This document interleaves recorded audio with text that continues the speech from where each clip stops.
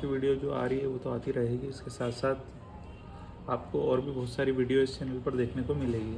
Mainly इसमें आपको career oriented video देखने मिलेगी। करियर से रिलेटेड जितने भी आपके क्वेश्चंस होंगे, अलग अलग एग्ज़ाम्स को लेके उसको लेके हम डिस्कशन करेंगे। उसके बाद स्पेसिफिकली करियर में मैं स्टेट सर्विस की आपसे बात करूँगा।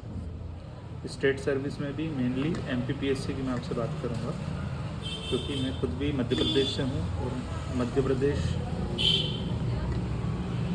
स्टेट सर्विस कमीशन के एग्ज़ाम देता रहता हूँ।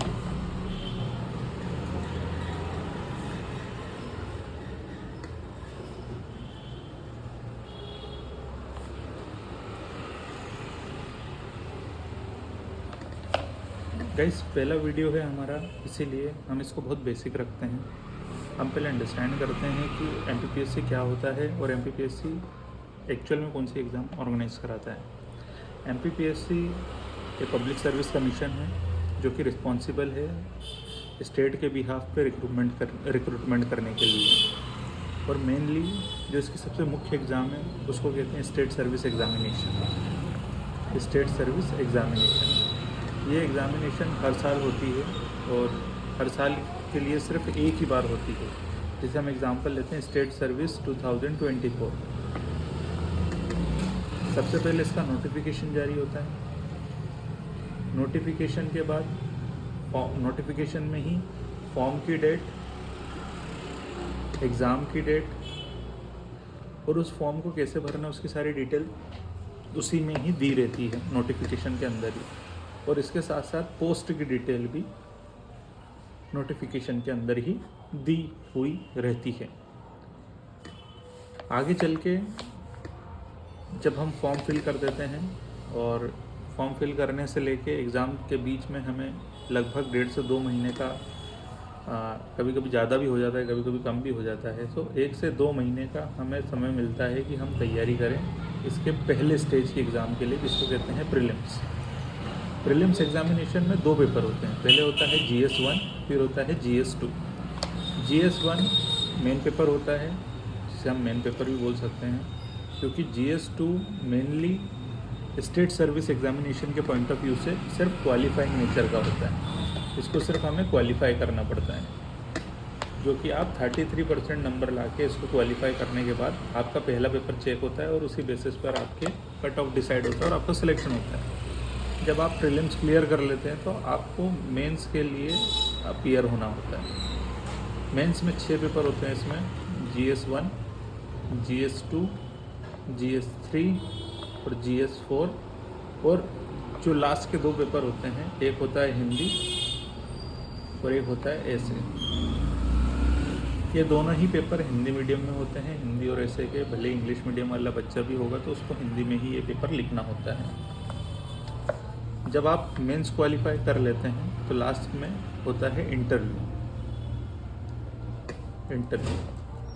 इंटरव्यू मेनली अब क्योंकि चेंज हो गया है 2024 के बाद से सिलेबस, पहले 175 नंबर का होता था पर अब 185 नंबर का होता है। ऐसे ही मेंस में भी पहला पेपर 300 नंबर का होता है, 2 पार्ट में होता है, पार्ट ए और पार्ट बी।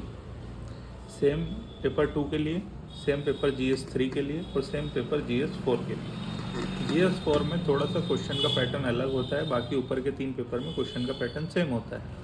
जैसे 2 मार्कर होते हैं, 7 मार्कर होते हैं और 10 मार्कर होते हैं। GS4 में ये थोड़ा सा चेंज हो जाता है।